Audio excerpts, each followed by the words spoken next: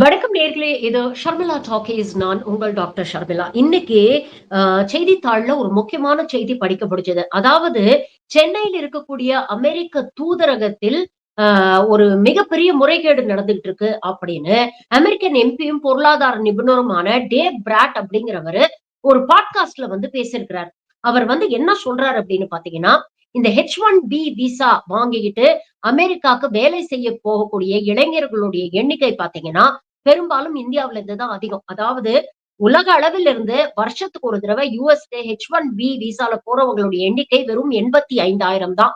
அந்த ஒரு ஒரு சீலிங் லிமிட் வச்சிருக்காங்க. அதுக்கு மேல நாங்க வந்து வெளிநாட்டவர்கள அமெரிக்காவுக்கு விட மாட்டோம். 85,000 அப்ளிகேஷன்ஸ் தான் நாங்க அக்செப்ட் பண்ணுவோம்னு. இந்த 85,000 அப்ளிகேஷன்ஸ்ல பாத்தீங்கன்னா, கிட்டத்தட்ட 70% இந்தியர்கள் அப்படிங்கிற ஒரு விஷயத்த பதிவு பண்றார். இத சொல்லிட்டு அவர் என்ன சொல்றாருன்னா, கடந்த ஓராண்டுல மட்டும் மொத்தமே நாங்க 85,000 அப்ளிகேஷன்ஸ தான் அக்செப்ட் பண்ணி ப்ராசஸ் பண்றோம். ஆனா சென்னையில இருக்கக்கூடிய அமெரிக்க தூதரகத்துல மட்டும் கிட்டத்தட்ட 2.2 லட்சம் பேர் வந்து விண்ணப்பித்திருக்கிறார்கள் இதற்கு அப்படிங்கிற ஒரு விஷயத்த சொல்றாரு. அதே மாதிரி துணைவியார கூட கூட்டிட்டு போறதுக்கான H4 விசாக்கு கிட்டத்தட்ட 1.4 லேக் அப்ளிகேஷன்ஸ வந்து ப்ராசஸ் பண்ணியிருக்கிறாங்க. இது கிட்டத்தட்ட 2 1/2 மடங்கு நடக்குது. இந்த மோசடி தொடர்ந்து நடந்துகிட்டு இருக்கு. இது வந்து பரவலாக இருக்குது. அதுவும் சென்னை போன்ற ஒரு முக்கியமான நகரம், ஹைதராபாத் இது போன்ற முக்கியமான நகரங்கள்ல இது தொடர்ந்து நடந்துகிட்டு இருக்கு. சென்னையில மட்டும் 2 1/2 மடங்கு அதிகம் அப்ளிகேஷன்ஸ வந்து போலி அப்ளிகேஷன்ஸ ப்ராசஸ் பண்ணியிருக்கிறாங்கன்னா, மற்ற மாநிலங்கள்ல இருக்கக்கூடிய தலைநகரங்கள்ல இருக்கும் அமெரிக்கன் எம்பசிஸ்ல எவ்வளவு முறைகேடுகள் நடந்திருக்கும் அப்படிங்கிற ஒரு விஷயத்த பதிவு பண்றார். அதாவது ட்ரம்ப் வந்ததுக்கு அப்புறம் பாத்தீங்கன்னா, அமெரிக்கர்களுடைய வேலை வாய்ப்ப வெளிநாட்டுல அதுவும் குறிப்பாக இந்தியர்கள் வந்து பறிச்சுக்கிறாங்க. அப்ப அமெரிக்கர்களுக்கு அங்க அதிக வேலை வாய்ப்புகள் உருவாக்கணும் அப்படிங்கிறனால, பெரிய பெரிய கம்பெனிஸ நீங்க வெளிநாட்டுல இருந்து ஹையர் பண்றதுக்கு ஸ்ட்ரிக்ட் ரூல்ஸ் அண்ட் ரெகுலேஷன்ஸ இனிமேல் ஃபாலோ பண்ணணும் அப்படிங்கிறதுக்காக, இந்த H1B விசாவுடைய கட்டணத்தெல்லாம் உயர்த்தி நெறைய சட்ட விதிகள்லாம் அவர் அமலுக்கு கொண்டு வந்திருக்கிறார். அதுக்கப்புறம் பாத்தீங்கன்னா, இந்த H1B விசா கிடைக்கிறது அப்படிங்கிறது ரொம்ப கஷ்டமான ஒரு விஷயமா இருக்கு. இதற்கான காரணம் என்ன அப்படின்னு பாத்தீங்கன்னா, வெளிநாட்டுல இருந்து சீப் லேபரா குறைஞ்ச சேலரிக்கு வந்து நெறைய பேர ஹையர் பண்ணி அமெரிக்காவுக்கு கூட்டிட்டு வந்துடுறாங்க.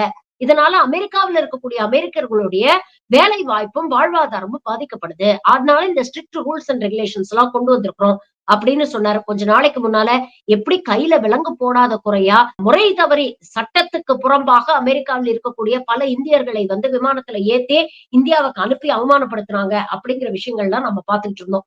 இப்படிப்பட்ட சூழ்நிலையில தான் இந்த ஒரு குற்றச்சாட்டு வந்திருக்கு. அவர் என்ன சொல்றாரு, இந்த எம்பசில வொர்க் பண்ணக்கூடிய ஒருத்தர் என்ன சொல்றாரு இது சம்மந்தமா அப்படின்னு பார்த்தீங்கன்னா, இந்தியாவுல தான் அதிக H1B விசா அப்ளிகேஷன்ஸ வந்து ப்ராசஸ் பண்றாங்க. இப்படி ப்ராசஸ் பண்ற அப்ளிகேஷன்ஸ்ல 80% 80% ஃபேக் அப்ளிகேஷன்ஸா இருக்கு அப்படிங்கிற ஒரு விஷயத்த பதிவு பண்றாரு. H1B விசா நார்மலா நீங்க ப்ராசஸ் பண்ணி வாங்கணும்னா, அதுக்கு கிட்டத்தட்ட $6,000ல இருந்து $10,500 வரைக்கும் செலவாகும். அதாவது இந்திய கணக்கு பத்தி பார்த்தீங்கன்னா, 6ல இருந்து 9 லட்சம் ரூபாய். இப்போ இந்த ரேட் எல்லாம் ஏத்துனதுக்கு அப்புறம் இவ்வளவு செலவாகுது. இந்த 6ல இருந்து 9 லட்சம் ரூபாய் வரைக்கும் செலவாகக்கூடிய இந்த மொத்த பணத்தையுமே, உங்கள யாரு இங்கேருந்து ஹையர் பண்ணி வேலைக்கு கூட்டிட்டு போறாங்களோ, அந்த கம்பெனி, அந்த எம்ப்ளாயர் தான் இந்த மொத்த காஸ்ட்டையும் பேர் பண்ணணும். ஆனா, இங்க இருக்கக்கூடிய விசா கன்சல்டன்சி சர்விசஸ் அப்படிங்கிற பல போலி கம்பெனிகள் என்ன பண்றாங்கன்னா, இங்கே இந்த மாதிரி அமெரிக்காவுக்கு போகணும், படிச்சிருக்கிறோம், இங்க நல்ல வேலை வாய்ப்பு கிடைக்கல, அமெரிக்காவுக்கு போய் செட்டில் ஆகணும் இப்படின்னு நினைக்கக்கூடிய அப்பாவி இளைஞர்களை ஏமாத்தி, அவங்க கிட்ட இருந்து லட்சக்கணக்குல சுரண்டிக்கிட்டு இருக்கிறாங்க. உங்களுக்கு கேரண்டீடா H1B விசா வாங்கி குடுத்துடுறோம் அப்படின்னு சொல்லி, அவங்கள ஏமாத்தி, அவங்க கிட்ட இருந்து பணத்த பறிச்சுட்டு, உங்களுக்கான அப்ளிகேஷன்ஸ ஃபைல் பண்ணிட்டோம் அப்படின்னு அவங்க கிட்ட பொய் சொல்லி, இல்ல போலியான அப்ளிகேஷன்ஸ ஃபைல் பண்ணி, கடைசியில இன்டர்வியூக்கு வர ஸ்டேஜ்ல தான் போலியான அப்ளிகேஷன்ஸ் ஃபைல் பண்ணியிருக்காங்க, இல்ல அப்ளிகேஷன்ஸே ஃபைல் பண்ணல அப்படிங்கிற உண்மை தெரிஞ்சு, நெறைய இளைஞர்கள் ஏமாற்றம் அடையறாங்க. இன்னும் சில பேர என்ன சொல்றாங்கன்னா, டூரிஸ்ட் விசால நீங்க முதல்ல உள்ள போயிடுங்க. ஸ்டூடண்ட் விசால உள்ள போயிடுங்க. அங்க போனோம்னா உங்களுடைய விசா ப்ராசஸ் ஆயிடும் அப்படின்னு சொல்லி ஏமாத்தி, டூரிஸ்ட் விசாலயும், ஸ்டூடண்ட் விசாலயும் அவங்கள கொண்டு போய் அமெரிக்கால இறக்கி விட்டுட்டு, அதுக்கப்புறம் அவங்களுக்கு திரும்பி வரத்துக்கும் வழி தெரியாம, இவ்ளோ லட்சம் செலவு பண்ணி அமெரிக்காவுக்கு வந்துட்டோமே, திரும்பி போகறதுக்கும் மனசு இல்லாம, அங்கேயே திருட்டுத்தனமா தங்கிக்கிட்டு, கிடைச்ச வேலைய பார்த்துக்கிட்டு, ஒரு அவலமான நிலைமைய தான் இன்னைக்கு பெரும்பாலான இளைஞர்கள் இருக்கிறாங்க. அப்படிங்கிற விஷயத்த பதிவு பண்றாங்க. இப்போ இந்த பிரச்சனை ஏன் இந்தியாவுல அதிகமா இருக்கு? மற்ற நாடுகள்ல இப்படி இல்ல. இந்தியால தான் இவ்ளோ பெரிய ஸ்கேம், இவ்ளோ பெரிய ஊழல், இவ்ளோ பெரிய முறைகேடு நடக்குது. அதுக்கு காரணம் என்ன அப்படின்னு பார்த்தீங்கன்னா, இந்த பிரெயின் ட்ரெயின் இன்னைக்கு நேத்து இல்லங்க. 1970கள்ல ஆரம்பிச்சு நடந்துருச்சு. இங்க படிக்கக்கூடிய டாக்டர், சயின்டிஸ்ட்லாம் 70கள்லயே அமெரிக்காவுக்கு மைக்ரேட் ஆக ஆரம்பிச்சாங்க. காரணம் என்னன்னா, இங்க அவங்களுக்கு பெருசா ஆப்பர்ச்சுனிட்டீஸ் இல்ல. இல்ல பெருசா சம்பாதிக்க முடியல அப்படிங்கிற காரணம். அதுக்கப்புறம் 1990ஸ்ல லிபரலைசேஷன் வந்ததுக்கு அப்புறம் பார்த்தீங்கன்னா, ஐடி செக்டார் அப்படிங்கிற ஒரு பெரிய சர்விஸ் செக்டார் பூம் ஆக தொடங்குனோனே, நெறைய பேர் இங்கேருந்து அமெரிக்காவுக்கு போய் செட்டில் ஆக ஆரம்பிச்சாங்க. இந்த பேட்டர்ன் இன்னைக்கு வரைக்கும் தொடர்ந்துட்டு இருக்கு. அதற்கான காரணங்கள் என்ன அப்படின்னு பார்த்தீங்கன்னா, இந்த யுஎஸ் ட்ரீம் அப்படின்னு சொல்றது வந்து, இன்னைக்கு பெரும்பாலான நடுத்தர, அப்பர் மிடில் கிளாஸ் குடும்பங்கள்ல ரொம்ப வாடிக்கையா போயிடுச்சு. அதாவது குழந்தைய நல்லா படிக்க வச்சுட்டோம். குழந்தை போய் அமெரிக்கா மாரி ஒரு வெளிநாட்டுல செட்டில் ஆயிடுச்சுன்னா, கை நெறைய சம்பாதிப்பான். அது ஒரு ஸ்டேட்டஸ் சிம்பலா இன்னைக்கு பல ஃபேமிலீஸ் நெனைக்கிறாங்க. நம்மளுடைய பொருளாதார நிலைமை வந்து இம்ப்ரூவ் ஆயிடும். அடுத்த கட்டத்துக்கு வந்து நம்ம குடும்பத்த உயர்த்திடலாம் அப்படிங்கிற அந்த கனவு இருக்கு இல்லையா? இது பல பேருக்கு வந்து ஒரு டெஸ்பரேஷன உண்டாக்குது. நான் சொன்ன மாரி 85,000 விசா அப்ளிகேஷன்ஸ் தான் யுஎஸ் ப்ராசஸ் பண்றாங்க. இதுல 70% இந்தியர்கள் அப்படிங்கும் பொழுது, இதற்கான டிமாண்ட் அதிகமா இருக்கிற இடத்துல தான், இது போன்ற ஸ்கேம்ஸும் அதிகமா நடக்குது அப்படிங்கிறத சொல்றாங்க. அதற்கான முக்கிய காரணம் என்னன்னு பார்த்தீங்கன்னா, இங்கே இருக்கக்கூடிய வேலை வாய்ப்புகள் மிகவும் குறைவாக இருக்கு. அப்படியே வேலை கிடைச்சாலும், அந்த வேலைக்கு உண்டான அந்த குவாலிஃபிகேஷனுக்கு உண்டான சம்பளம் கிடைக்க மாட்டேங்குது. உதாரணத்துக்கு ஒரு ஐடி இன்ஜினியர் எடுத்துக்கிட்டீங்கன்னா, இங்க இந்தியாவுல வருஷத்துக்கு ஒரு 6லேருந்து 12,00,000 வரைக்கும் அவங்களால சம்பாதிக்க முடியும். ஆனா அதே வேலைய அவங்க அமெரிக்கால போய் செஞ்சீங்கன்னா அதே வேலைய அவங்க அமெரிக்கால போய் செஞ்சாங்கன்னா, வருஷத்துக்கு 80,00,000லேருந்து 1,50,00,000 வரைக்கும் அவங்களுக்கு சம்பளம் கிடைக்குது. அப்போ அவன் இங்க இருக்க விரும்புவானா? இல்ல அமெரிக்காவுக்கு போக விரும்புவானா? அப்போ அவங்களுடைய இந்த பேராசையை பயன்படுத்தி அவங்கள எக்ஸ்ப்ளாய்ட் பண்ணக்கூடிய கூட்டம், அவங்கள ஏமாத்தி பணம் பறிச்சுக்கிட்டு இருக்கு.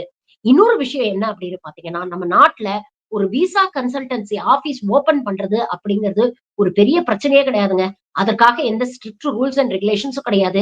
இந்த மாரி விசா கன்சல்டன்சி சர்விசஸ வச்சு மக்களை ஏமாத்தி லட்சக்கணக்குல பணத்த சுரண்டுனாலும், இதற்கான எந்த ஸ்ட்ரிக்ட் பனிஷ்மென்ட்டோ எதுவோ இந்த நாட்ல வந்து இன்னும் குடுக்கப்படல. அப்போ ஏமாத்துறவங்களுக்கு இது இன்னும் அதிக தைரியத்த தான் குடுக்குது. இன்னொரு விஷயம், மிக முக்கியமான விஷயம். பாஜக அரசு வந்ததுக்கு அப்புறம் இந்த கடந்த 10 ஆண்டுகள், 11 ஆண்டுகள்ல பார்த்தீங்கன்னா, நல்ல காலம் பொறக்குது, நல்ல காலம் பொறக்குது அப்படின்னு ஒவ்வொரு தடவையும் வடை சுட்டுக்கிட்டு தான் இருக்காங்க. பாருங்க மேக் இன் இந்தியா கொண்டு வந்துட்டோம். பாருங்க நாங்க ஸ்டார்ட் அப் இந்தியாவ உருவாக்கிட்டோம் அப்படின்னு ஒரு பக்கம் கதைகள, ஒரு பக்கம் கனவுகள விற்றாலும், இன்னொரு பக்கம் நீங்க பார்த்தீங்கன்னா, டிமானிட்டைசேஷன், ஜிஎஸ்டி மூலமாக இங்க இருக்கக்கூடிய சிறு குறு தொழில் இண்டஸ்ட்ரீஸ், எம்எஸ்எம்இஸ் எல்லாம் டோட்டலா வந்து டிஸ்ட்ராய் பண்ணிட்டாங்க. இன்னைக்கு இருக்கக்கூடிய இந்தியாவுடைய உண்மையான நிலைமை என்ன அப்படின்னு பார்த்தீங்கன்னா, சிறு குறு தொழில்கள் நாசமா போச்சு. மேனுஃபேக்சரிங் செக்டார் 20 வருஷத்துல இல்லாத அளவுக்கு இன்னைக்கு ஸ்டாக்னேட் ஆயி நிக்குது அப்படின்னு சொல்றாங்க. Job creation is slower than population growth. ஒரு பக்கம் என்னன்னா, மக்கள் தொகை அதிகமா வளர்ந்துகிட்டே இருக்கு. இன்னொரு பக்கம் அந்த மக்கள் தொகை, அதுவும் முக்கியமா சொல்லக்கூடிய இளைஞர்களுடைய மக்கள் தொகை அதிகமா இருக்கக்கூடிய இந்தியால, போதுமான ஜாப்ஸ கிரியேட் பண்ண இந்த அரசு தவறிவிட்டது. அதனால இன்னைக்கு இருக்கக்கூடிய நிலைமை என்னன்னா, யூத் அன்எம்ப்ளாய்மென்ட் உடைய பெர்சன்டேஜ் பாத்தீங்கன்னா, கிட்டத்தட்ட 25%. அதாவது 4 பேர்ல ஒருத்தர் வேலை இல்லாம இன்னைக்கு கஷ்டப்பட்டுட்டு இருக்காங்க இந்தியாவுல. அப்படிங்கிற ஒரு விஷயத்த சொல்றாங்க. இதுல இன்னும் நாம வருத்தப்பட வேண்டிய ஒரு விஷயம் என்னன்னா, படிச்சவங்களுக்கு இன்னைக்கு வேலை கிடைக்க மாட்டேங்குது. கஷ்டப்பட்டு நம்ம புள்ளைய படிக்க வச்சுட்டா, அவனுக்கு ஒரு நல்ல வேலை கிடைச்சிடும் அப்படின்னு நினைக்கக்கூடிய பல பெற்றோர்களுக்கு இன்னைக்கு ஏமாற்றமே மிஞ்சுது. நல்லா படிச்சிருந்தாலும், 4 டிகிரி கையில வச்சிருந்தாலும், அவங்களுக்கு வேலை கிடைக்க மாட்டேங்குது. அதனால தான் ஒரு பியூன் வேலைக்கு எத்தன பேர் முண்டியிட்டுக்கிட்டு போய் நிக்கிறாங்க ஒவ்வொரு இடத்துலயும் அப்படிங்கிறத நம்ம பார்க்கிறோம் இல்லையா? நல்ல படிச்ச பட்டதாரி இளைஞர்கள் இன்னைக்கு வேற வேலை கிடைக்காம பியூன் வேலைக்கு போறாங்க. இந்த பிரச்சனைய எப்படி நீங்க தீர்க்க போறீங்க? அப்படின்னு இந்த அரசுகிட்ட கேட்டா, இந்த அரசும் பொறுப்பே இல்லாம பக்கோடா போட்டு பொழச்சுக்கங்க, வெங்காயம் வித்து பொழச்சுக்கங்க, பூண்ட விட்டு பொழச்சுக்கங்க அப்படிங்கிற ஒரு பொறுப்பற்ற பதில தான் சொல்லுது அப்படிங்கிறதையும் நம்ம பார்த்துக்கிட்டு இருக்கோம். அப்படியே கஷ்டப்பட்டு இங்க வேலை கிடைச்சாலும், அந்த குவாலிஃபிகேஷன்ஸ் ஏத்த சேலரி கிடைக்குதா அப்படின்னு பார்த்தீங்கன்னா இல்ல. படிச்சு முடிச்சதுக்கு அப்புறம் ரிசர்ச் ஆப்பர்ச்சுனிட்டீஸ் இங்க இந்தியாவுல அதிகமா இருக்கா அப்படின்னு பார்த்தீங்கன்னா, இங்க ரிசர்ச் அண்ட் டெவலப்மென்ட்ட இவங்க பெருசா என்கரேஜ் பண்ற மாரியே தெரியல. கட்டிங் எட்ஜ் டெக்னாலஜிஸ் மேனுஃபேக்சரிங் செக்டார்ல கொண்டு வந்து, அங்கே வேலை வாய்ப்புகள் அதிகமாக்குறாங்களா அப்படின்னு பார்த்தீங்கன்னா, அதுவும் இல்ல. இன்னொரு முக்கியமான விஷயம் என்ன சொல்றாங்க அப்படின்னு பார்த்தீங்கன்னா, ஸ்கில் மிஸ்மேட்ச். அதாவது நெறைய பேர் படிச்சிருக்கிறாங்க. கையில வந்து ஒரு என்ஜினியரிங் டிகிரி வச்சிருப்பாங்க. ஆனா உண்மையிலேயே அந்த டிகிரிக்கான தகுதி அவங்க கிட்ட இருக்கா அப்படின்னு பாத்தீங்கன்னா இல்ல. ஏன்னா குவாலிட்டி ஆஃப் எஜுகேஷன் இன்னைக்கு அவ்வளவு தூரம் மோசமாக இருக்கு. அதனாலதான் அவங்க படிச்ச படிப்புக்கான ஏத்த வேலைகள் அப்படி அவங்களுக்கு கிடைச்சா கூட அங்க அவங்களால ஷைன் பண்ண முடிய மாட்டேங்குது. ஏன்னா அவங்களுக்கு அதுக்கு போதுமான தகுதிகள் இல்ல. இன்னைக்கு தமிழ்நாடு அரசு நான் முதல்வன் அப்படிங்கிற ஒரு திட்டத்த கொண்டு வந்திருக்காங்க. இந்த திட்டத்த தொடர்ந்து நாம ஏன் பாராட்டுறோம் அப்படின்னு பாத்தீங்கன்னா, எத்தனையோ பேர் படிச்சு பட்டம் வாங்கி வெளியில வந்துடுறாங்க. ஆனா உண்மையிலேயே அவங்களுக்கு அதற்கான திறன்கள் இருக்கா அப்படின்னு பாத்தீங்கன்னா, நெறைய இடத்துல லேக் ஆகுது. அப்போ அப்படிப்பட்ட குழந்தைகளுக்கு அந்த வேலைக்கு ஏற்ற அந்த திறன் மேம்பாட்டை கொடுக்கக்கூடிய ஒரு உன்னதமான திட்டம் தான் இந்த நான் முதல்வன் திட்டம். இது போன்ற திட்டங்களை நாடு முழுவதும் நடைமுறைப்படுத்த வேண்டிய ஒரு தேவை இருக்கு அப்படிங்கிறத நம்ம பார்க்கிறோம். ஆனா இன்னைக்கு நாட்டுல என்ன நடந்துகிட்டு இருக்கு? கல்விங்கிற பேர்ல ஒரு பக்கம் இவங்களுக்கு ஏத்தா மாரி இவங்களுடைய சனாதன கொள்கைகள, காவி கொள்கைகள கொண்டு வந்து கல்விக்குள்ள திணிச்சு, ஒரு முட்டாள் தற்குறி தலைமுறையை இவங்க உருவாக்கிக்கிட்டு இருக்கிறாங்க. சிந்திக்க தெரியாத, கேள்வி கேட்க தெரியாத, இவங்க சொல்லக்கூடிய விஷயங்கள அப்படியே உள்வாங்கி வாந்தி எடுக்கக்கூடிய ஒரு அடுத்த தலைமுறையை இவங்க உருவாக்கிட்டு இருக்காங்க.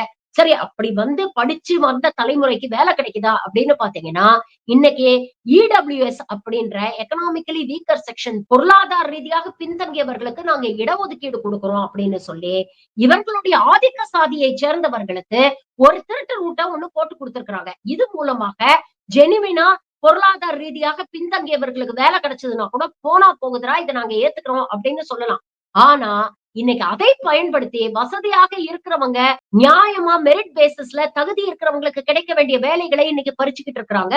எல்லா இடத்துலயும் இவங்களுடைய காவி ஸ்லீப்பர் செல்ஸ கொண்டு வந்து உட்கார வைக்கக்கூடிய வேலையை தான் இன்னைக்கு இவங்க சிறப்பா செஞ்சுகிட்டு இருக்கிறாங்க. இப்படிப்பட்ட அவலமான நிலைமை இங்க இருக்கும் பொழுது நாட்டுடைய பிரதமர் என்ன பண்றாரு? வெளிநாடுக்கு டிராவல் பண்றாரு. அங்க இருக்கக்கூடிய என்ஆர்ஐகளை உங்களுக்கு ப்ராபகேண்டா மூலமாக காட்டி உங்களை பிரெயின் வாஷ் பண்ண முயற்சி பண்றாங்க. பாருங்க என்ஆர்ஐ இந்தியன்ஸ் எல்லாம் மோடிய எப்படி வரவேற்கிறாங்க? மோடிய எப்படி கொண்டாடுறாங்க? விஸ்வகுருன்னு தலை மேல தூக்கி வச்சு கொண்டாடுறாங்க. கண்ணீர் மல்க அவங்களுக்கு வரவேற்பு குடுக்குறாங்க. குடுப்பாங்கங்க. அவங்களுக்கு என்ன கஷ்டம்?